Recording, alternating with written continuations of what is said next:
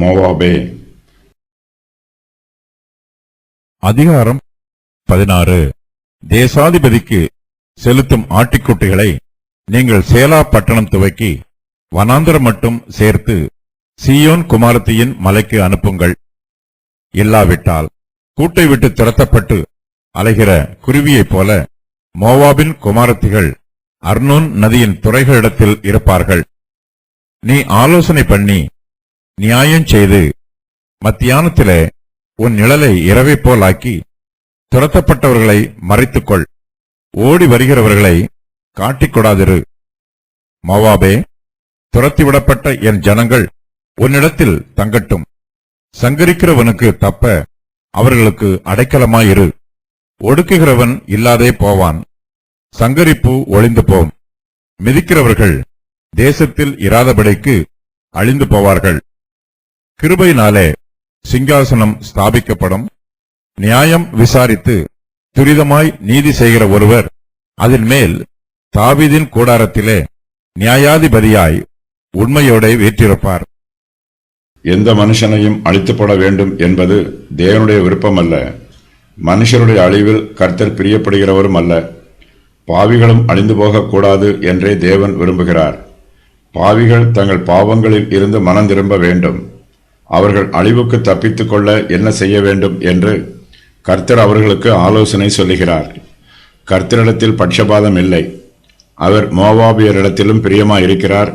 மோவாபியருக்கு தேவையான ஆலோசனைகளை கர்த்தர் இங்கு ஏசாயா மூலமாய் சொல்லுகிறார். மோவாபியர்கள் தாவீதின் குடும்பத்தாரிடத்தில் நீதியாய் நடந்து கொள்ள வேண்டும். இதற்கு முன்பு தாவீதுக்கு கப்பம் கட்ட மோவாபியர்கள் உடன்படிக்கை பண்ணியிருந்தார்கள். ஆனால் மோவாபியர்கள் அந்த உடன்படிக்கையை மீறி தாவீதுக்கு கப்பம் கட்டுவதை நிறுத்திவிட்டார்கள். இப்போது அவர்கள் மறுபடியும் தாவீதின் குடும்பத்தாருக்கு கப்பம் கட்ட வேண்டும். தேசாதிபதிகளுக்கு செலுத்தும் ஆட்டுக்குட்டிகளை நீங்கள் சேலா பட்டணம் துவக்கி வனாந்தரம் மட்டும் சேர்த்து சீயோன் குமாரத்தியின் மலைக்கு அனுப்புங்கள்.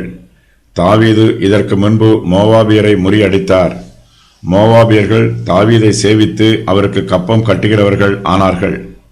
அவன் மோவாபியரையும் முறியடித்து அவர்களை தரைமட்டும் பணிய பண்ணி அவர்கள் மேல் நூல் போட்டு 2 பங்கு மனுஷரை கொன்று போட்டு 1 பங்கை உயிரோடே வைத்தான். இவ்விதமாய் மோவாபியர் தாவீதை சேவித்து அவனுக்கு கப்பம் கட்டுகிறவர்கள் ஆனார்கள். 2 சாமுவேல் 8:2. இதன் பின்பு மோவாபின் ராஜா தாவீதுக்கு கப்பம் கட்டுவதை நிறுத்தி இஸ்ரவேலின் ராஜாவுக்கு கப்பம் கட்டினான். மோவாபின் ராஜாவாகிய மேசா ஆடு மாடுகள் பெருத்தவனாயிருந்து இஸ்ரவேலின் ராஜாவுக்கு 1,00,000 ஆட்டுக்குட்டிகளையும் 1,00,000 குறும்பாட்டு கடாக்களையும் செலுத்தி வந்தான். மோவாபின் ராஜா பணமாக கப்பம் கட்டாமல் ஆட்டுக்குட்டிகளையும் குறும்பாட்டு கடாக்களையும் இஸ்ரவேலின் ராஜாவுக்கு கொடுத்தான். இப்போது மோவாபின் ஜனங்கள் எசேக்கியா ராஜாவுக்கு கப்பம் கட்ட வேண்டும் என்று ஏசாயா சொல்லுகிறார்.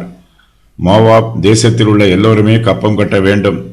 சேலா பட்டணம் துவங்கி வனாந்தரம் மட்டும் உள்ளவர்கள் எல்லோரும் எசேக்கியாவுக்கு கப்பம் கட்ட வேண்டும். வனாந்தரம் மோவாப் தேசத்தின் எல்லையில் உள்ளது. மோவாபியர்கள் சீயோன் குமாரத்தியின் மலைக்கு தங்கள் கப்பங்களை அனுப்ப வேண்டும். சீயோன் தாவீதின் நகரம். ஏசாயா இந்த வாக்கியத்தை அடையாளமாக சொல்லுகிறார் என்று வேத பண்டிதர்களில் சிலர் இதற்கு வியாக்கியானம் சொல்லுகிறார்கள். கிறிஸ்துவே நம்மை ஆளுகை செய்கிறவர். அவரே நம்முடைய எஜமான். இயேசு கிறிஸ்துவே நம்முடைய தேசத்திற்கு ராஜாதி ராஜாவாகவும் கர்த்தாதி கர்த்தாவாகவும் இருக்கிறார். நாம் எல்லோருமே இயேசு கிறிஸ்துவுக்கு கீழ்ப்படிய வேண்டும். இது சுவிசேஷத்தின் மூலமாய் நமக்கு கொடுக்கப்பட்டிருக்கிற பிரதான கடமை. தானியேல் தீர்க்கதரிசி நேபுகாத் நேச்சார் ராஜாவிடம் கர்த்தருடைய வார்த்தையை மறைக்காமல் சொன்னார். ஆகையால் ராஜாவே, நான் சொல்லும் ஆலோசனையை நீர் அங்கீகரித்துக் கொண்டு நீதியை செய்து உமது பாவங்களையும் சிறுமையானவர்களுக்கு இறங்கி உமது அக்கிரமங்களையும் அகற்றிவிடும். அப்பொழுது உம்முடைய வாழ்வு நீடித்திருக்கலாம் என்றான். தானியேல் 4:27. நம்முடைய அக்கிரமங்களை நாம் அகற்றிவிட்டால் கர்த்தருடைய சமூகத்தில் நமக்கு தயவும் இரக்கமும் கிடைக்கும். நம்முடைய ராஜாதி ராஜாவின் சமூகத்திற்கு முன்பாக நாம் வரும்போது தேவ ஆட்டுக்குட்டியாகிய இயேசு கிறிஸ்துவின் நாமத்தினாலேயே வருகிறோம். மோவாபின் குமாரத்திகள் அர்னோன் நதியின் துறைகளிடத்தில் இருக்கிறார்கள். அந்த நதியின் துறைக்கு போய் அவர்கள் மோவாப் தேசத்தில் இருந்து தப்பித்து போய்விடலாம் என்று திட்டமிட்டிருக்கிறார்கள். அவர்கள் எசேக்கியா ராஜாவுக்கு கப்பம் செலுத்தினால் தங்கள் தேசத்தை விட்டு தப்பித்து ஓட வேண்டிய சூழ்நிலை அவர்களுக்கு இருக்காது. மோவாபின் ஜனங்கள் தாவீதின் குடும்பத்தாருக்கு கப்பம் கட்டவில்லை. இதனால் கர்த்தருடைய கோபம் அவர்கள் மேல் வந்திருக்கிறது. அவர்கள் கூட்டை விட்டு துரத்தப்பட்டு அலைகிற குருவியைப் போல அங்கும் எங்கும் அலைந்து கொண்டிருக்கிறார்கள். அவர்கள் எசேக்கியா ராஜாவுக்கு கப்பம் கட்டினால் எங்கும் அலைய வேண்டியதில்லை. அர்னோன் நதியின் துறைகளிடத்திற்கும் போக வேண்டியதில்லை. மோவாப் தேசத்தை விட்டு தப்பித்தும் ஓட வேண்டியதில்லை. மோவாபியர்கள் இஸ்ரவேல் புத்திரருக்கு இரக்கம் காண்பிக்க வேண்டும்.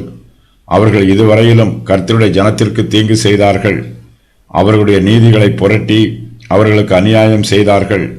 இனிமேல் மோவாபியர் இஸ்ரவேல் ஜனத்தாருக்கு தீங்கு செய்யக்கூடாது. அவர்கள் ஏசாயா தீர்க்கதரிசியின் ஆலோசனையை கேட்டு கர்த்தருடைய ஜனத்தாருக்கு நன்மை செய்ய வேண்டும். ஏசாயா தீர்க்கதரிசி மோவாபியரின் மேல் வரப்போகிற அழிவை பற்றி தீர்க்க தரிசனமாய் சொல்லுகிறார். கர்த்தருடைய ஜனத்தின் மீதும் அழிவு வரப்போகிறது. அசீரியாவின் ராஜா யூதா தேசத்தின் மீது உக்கிர கோபத்தோடு வருவான். ஆனாலும் கர்த்தருடைய ஜனம் அவருடைய இரக்கமுள்பையினாலும் தெய்வீக பராமரிப்பினாலும் அசீரியாவின் சேனைக்கு தப்பித்து ஓடிவிடுவார்கள். இஸ்ரவேல் புத்திரருக்கு பாதுகாப்பு இருக்காது. தங்களுடைய பாதுகாப்பை தேடி அவர்கள் மோவாப் தேசத்திற்கு ஓடுவார்கள். மத்தியானத்தில் வெயில் அடிப்பது போல இஸ்ரவேல் புத்திரர் மீது அசீரியரின் கோபம் விழும். கர்த்தருடைய பிள்ளைகளுக்கு அவர்களுடைய சொந்த தேசத்தில் பாதுகாப்பு இருக்காது. தங்கள் பாதுகாப்பை தேடி அவர்கள் மோவாப் தேசத்திற்கு வருவார்கள். தங்களுடைய தேசம் தங்களுக்கு மத்தியானத்து வெயிலை போல இருக்கும்போது அவர்கள் நிழலை தேடி மோவாப் தேசத்திற்கு வருவார்கள்.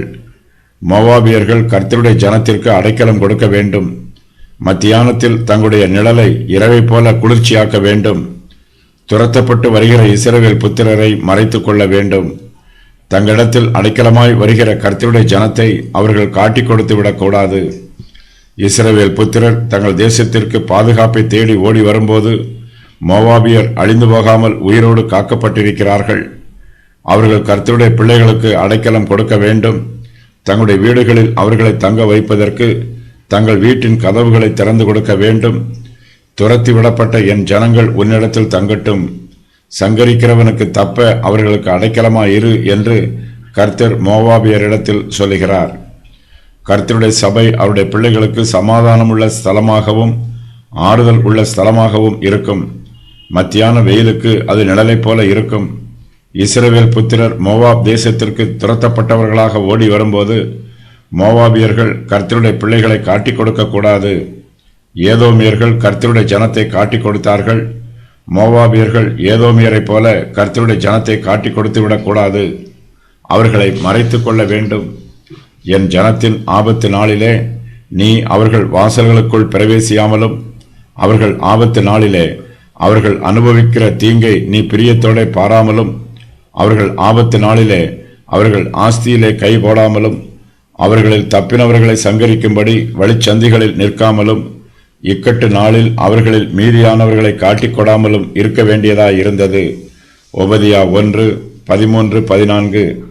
தன்னுடைய தேசத்தில் ஓடி வருகிற இஸ்ரவேல் புத்திரரை காட்டிக் கொடுக்காமல் மறைத்து கொண்டால் மாத்திரம் போதாது, அவர்கள் தங்கள் தேசத்தில் தங்குவதற்கும் உதவி செய்ய வேண்டும்.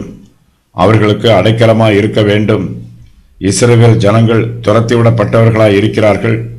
துரத்திவிடப்பட்டாலும் அவர்கள் இன்னும் கர்த்தருடைய ஜனமாகவே இருக்கிறார்கள். கர்த்தர் தம்முடைய ஜனத்தை பற்றி சொல்லும்போது துரத்திவிடப்பட்ட என் ஜனங்கள் என்றே சொல்லுகிறார். கர்த்தர் தம்முடைய பிள்ளைகளை அறிந்திருக்கிறார். அவர்களை எங்கு கண்டுபிடிக்க முடியும் என்று கர்த்தருக்கு தெரியும். மற்றவர்கள் கர்த்தருடைய பிள்ளைகளை அறியாமல் இருந்தாலும் கர்த்தர் தம்முடையவர்களை அறிந்து வைத்திருக்கிறார். அவர்கள் துரத்திவிடப்பட்ட ஜனங்களாக இருந்தாலும் அப்போதும் அவர்கள் தம்முடைய ஜனங்கள்தான் என்று கர்த்தர் சொல்லுகிறார். நமக்கு ஒருவரும் அடைக்கலமோ ஆதரவோ கொடுக்கவில்லை என்றாலும் கர்த்தர் நமக்கு அடைக்கலமாயும் ஆதரவாயும் இருப்பார். கர்த்தருடைய வாசஸ்தலமே நமக்கு அடைக்கல ஸ்தலமாக இருக்கிறது. மோவாபியர்கள் கர்த்தருடைய பிள்ளைகளுக்கு இரக்கம் காண்பித்தால் கர்த்தர் மோவாபியருக்கு இரக்கம் காண்பிப்பார். அவர்களை ஒடுக்குகிறவர்கள் ஒருவரும் இருக்க மாட்டார்கள். மோவாபியரை சங்கரிக்கிறவர்களும் இருக்க மாட்டார்கள். அவர்கள் மீது வரும் சங்கரிப்பும் ஒளிந்து போம். மோவாபியரை மிதிக்கிறவர்கள் அவர்களுடைய தேசத்தில் இராதபடிக்கு அழிந்து போவார்கள். இஸ்ரவேலின் 10 கோத்திரத்தாரும் அழிந்து போனார்கள். வடக்கு இஸ்ரவேல் ராஜ்யம் ஒன்றுமில்லாமல் போய்விட்டது. ஆனாலும் கர்த்தர் தம்முடைய கிருபையினால் தாவீதின் சிங்காசனத்தை ஸ்தாபிப்பார். கிருபையினாலே சிங்காசனம் ஸ்தாபிக்கப்படும் என்று ஏசாயா சொல்லுகிறார். இந்த வாக்கியத்திற்கு கர்த்தருடைய கிருபையினால் தாவீதின் சிங்காசனம் ஸ்தாபிக்கப்படும் என்று பொருள். மோவாபியர்கள் கர்த்தருடைய ஜனத்திற்கு இரக்கம் காண்பித்தால் கர்த்தருடைய கிருபை மோவாபியர் மீது வரும். தாவீதின் சிங்காசனம் கர்த்தருடைய கிருபையினால் ஸ்தாபிக்கப்பட்டது போல அதே கிருபையினால் மோவாபியரின் சிங்காசனமும் ஸ்தாபிக்கப்படும். மோவாபியர்கள் எசேக்கியா ராஜாவை தங்கள் சிநேகிதராக ஏற்றுக்கொள்ள வேண்டும். எசேக்கியா ராஜா தாவீதின் கூடாரத்தில் நியாயாதிபதியாய் உண்மையோடு வீற்றிருப்பார். அவர் நியாயம் விசாரித்து துரிதமாய் நீதி செய்வார். கர்த்தருடைய ஜனத்திற்கு பாதுகாப்பு கொடுத்தவர்களை எசேக்கியா ராஜா பாதுகாப்பார். கர்த்தருடைய ஜனத்திற்கு இரக்கம் காண்பித்தவர்களுக்கு எசேக்கியா ராஜா இரக்கம் காண்பிப்பார். கர்த்தருடைய ஜனத்திற்கு அடைக்கலம் கொடுத்தவர்களுக்கு எசேக்கியா ராஜா அடைக்கலமாய் இருப்பார். ஏசாயா தீர்க்கதரிசி எசேக்கியா ராஜாவின் நல்ல சுபாவங்களை பற்றி இங்கு சொல்லுகிறார். அவர் நியாயம் விசாரிக்கிறவர், துரிதமாய் நீதி செய்கிறவர், தப்பு செய்தவர்களை துரிதமாய் நியாயம் விசாரிக்கிறவர். எசேக்கியா ராஜாவின் நியாயாசனத்தில் தீர்ப்பு தாமதமாவதில்லை, துரிதமாய் நீதி கிடைக்கும். எசேக்கியா ராஜாவுக்கு கர்த்தர் கிருபை காண்பித்தார். கர்த்தருடைய கிருபையினால் எசேக்கியா ராஜாவின் சிங்காசனம் ஸ்தாபிக்கப்படும். மோவாபியர்கள் இந்த சம்பவத்தை தங்களுக்கு ஒரு எடுத்துக்காட்டாக பயன்படுத்தி கொண்டு தங்களுடைய சிங்காசனத்தையும் ஸ்தாபித்துக் கொள்ள வேண்டும். கர்த்தருடைய கிருபையை பெற்றுக்கொள்ள வேண்டும். ஏசாயா மோவாபியருக்கு ஆலோசனை கூறுகிறார். தங்களை ஆளுகை செய்கிறவர்களுக்கு செலுத்த வேண்டிய வெகுமதிகளை சீயோன் மலைக்கு அனுப்புமாறு கூறுகிறார். மேசா ஏற்கனவே இதுபோல ஆட்டுக்குட்டிகளை அனுப்பியிருக்கிறான். கடைசி நாட்களில் மோவாபியர் யூதாவோடு சமாதானமாக இருக்க வேண்டும். அந்தி கிறிஸ்துவிடமிருந்து யூதர்கள் ஓடி வரும்போது மோவாபியர் அவர்களுக்கு அடைக்கலம் தருவார்கள். அந்தி கிறிஸ்து 7 வருஷம் உடன்படிக்கை பண்ணி பின்பு அதை முறித்து போடுவான். எருசலேமை தன்னுடைய தலைநகரமாக ஆக்குவதற்கு பாலஸ்தீன தேசத்திற்குள் பிரவேசிப்பான். அப்போது யூதர்கள் அந்தி கிறிஸ்துவுக்கு பயந்து மோவாபியரின் தேசத்திற்கு ஓடிப்போவார்கள். மோவாபின் துயரம். கூட்டை விட்டு துரத்தப்பட்டு அலைகிற குருவியைப் போல மோவாபியர் துயரம் அனுபவிப்பார்கள். அந்தி கிறிஸ்து பாலஸ்தீனத்தை சடுதியாக கைப்பற்றுவான். அங்குள்ள யூதர்கள் எல்லோரும் பாலஸ்தீனத்தில் இருந்து துரத்தி அடிக்கப்படுவார்கள். இதனால் மோவாபியருக்கு மிகுந்த கலக்கம் உண்டாகும். அந்தி கிறிஸ்து தங்களுடைய தேசத்திற்கும் வந்து தங்களை துரத்தி விடுவானோ என்று மோவாபியர் கலங்குவார்கள். மோவாபியரில் பலர் அந்தி கிறிஸ்துவுக்கு பயந்து தங்களுடைய வீட்டை விட்டு ஓடி அர்னோன் நதியின் துறைகளிடத்தில் இருப்பார்கள். அந்தி கிறிஸ்து தன்னுடைய உபத்திரவத்தை தொடர்வான். மோவாவை கைப்பற்ற போவான். வடக்கில் இருந்தும் கிழக்கில் இருந்தும் யுத்த செய்தி வரும். இது அந்தி கிறிஸ்துவை தடை பண்ணும். அதனால் மோவாப் தப்புவிக்கப்படும். அந்தி கிறிஸ்து மோவாபின் மேல் யுத்தம் பண்ண சென்று மறுபடியும் தன்னுடைய திட்டத்தை நிறைவேற்றுவதற்கு பாலஸ்தீன தேசத்திற்கு வருவான். அங்கு இயேசு கிறிஸ்து அவனை ஜெயிப்பார். இந்த கடைசி நாட்களில் யூதர்கள் எருசலேமின் மீது தங்களுடைய ஆளுகையை திரும்ப பெறுவார்கள். அந்தி கிறிஸ்து யூதரையும் மோவாபியரையும் அழிப்பதற்கு எருசலேமிற்கு விரோதமாக வருவான். அப்பொழுது இயேசு கிறிஸ்து வானத்தில் இருந்து தம்முடைய தூதரோடு இறங்கி வருவார். அச்சமயத்தில் எருசலேமின் பாதி பகுதியை அந்தி கிறிஸ்து பிடித்திருப்பான். இயேசு கிறிஸ்து அந்தி கிறிஸ்துவை அழித்து தம்முடைய ஜனத்தை விடுவிப்பார். அந்தி கிறிஸ்து யூதரோடு உடன்படிக்கை பண்ணின பின்பு அதை முறித்து போடுவான். அப்போது யூதர்கள் யூதயா தேசத்தை விட்டு துரத்தப்படுவார்கள். அவர்கள் மோவாப் தேசத்திற்குள் பிரவேசிப்பார்கள். கடைசி காலத்தில் அந்தி கிறிஸ்து பாலஸ்தீன தேசத்திற்குள் வந்து எருசலேமை தன்னுடைய தலைநகரமாக்குவான். துரத்தப்பட்டவர்கள் என்னும் வார்த்தை இஸ்ரவேலருக்கும் பயன்படுத்தப்பட்டிருக்கிறது. இஸ்ரவேலில் இருந்து துரத்தப்பட்டவர்களே இங்கு ஓடி வருகிறவர்களாக கூறப்பட்டிருக்கிறார்கள். இவர்களை மோவாபியர் ஏற்றுக்கொண்டு இவர்களுக்கு அடைக்கலமும் பாதுகாப்பும் தருவார்கள். தானியேல் 11:40 முதல் 45 வரை உள்ள வசனங்களின் பிரகாரம் மோவாப், ஏதோம், அம்மோன் ஆகிய தேசங்கள் அந்தி கிறிஸ்துவுக்கு தப்பிக்கும். ஆகையினால் இந்த 1260 நாட்களில், அதாவது 3½ வருஷத்தில் இஸ்ரவேலர்கள் தங்களுடைய பாதுகாப்பிற்காக இந்த தேசங்களுக்கு ஓடிப்போவார்கள். ஏசாயா 16:1 வசனத்தில் மோவாபின் குமாரத்திகளும் ஓடிப்போவார்கள் என்று கூறப்பட்டிருக்கிறது. இது சொற்ப காலமே நடைபெறும் சம்பவம். அந்தி கிறிஸ்து பாலஸ்தீன தேசத்தை பிடித்துக் கொள்வதனால் அவன் தங்களையும் பிடித்துக் கொள்வானோ என்று மோவாபியர் பயந்து ஓடி விடுவார்கள். ஆனால் அந்தி கிறிஸ்துவோ மோவாப் மீது யுத்தம் பண்ண வரமாட்டான். வடக்கில் இருந்தும் கிழக்கில் இருந்தும் தனக்கு எதிராக யுத்தம் வரும் செய்தியை அந்தி கிறிஸ்து கேள்விப்பட்டு மோவாபிற்கு எதிராக போவதை நிறுத்திக் கொள்வான். இதை கேள்விப்படும் மோவாபியர்கள் தங்களுடைய பயத்தில் இருந்து விடுதலை பெறுவார்கள். திரும்பவும் தங்கள் தேசத்திற்கே வந்து குடியேறுவார்கள். பாலஸ்தீன தேசத்தில் இருந்து பயந்து ஓடும் யூதர்களுக்கு மோவாபியர் அடைக்கலம் கொடுப்பார்கள். அந்தி கிறிஸ்துவின் பெயர்கள்: தேசங்களை துன்பப்படுத்துகிறவன், ஜனங்களை அச்சுறுத்துகிறவன், இஸ்ரவேலை ஒடுக்குகிறவன். மேசியா தாவீதின் சிங்காசனத்தில் வீற்றிருப்பார். ஏசாயா 16:1 ஆட்டுக்குட்டியாக கூறப்பட்டிருக்கிறவர் இயேசு கிறிஸ்துவே ஆவார். மேசியாவின் ஊழியம்: நியாயம் விசாரிப்பார், எல்லோருக்கும் நீதி செய்கிறவர், துரிதமாய் நீதி செய்கிறவர், தாமதமில்லாமல் தமது நியாய தீர்ப்பை நிறைவேற்றுவார்.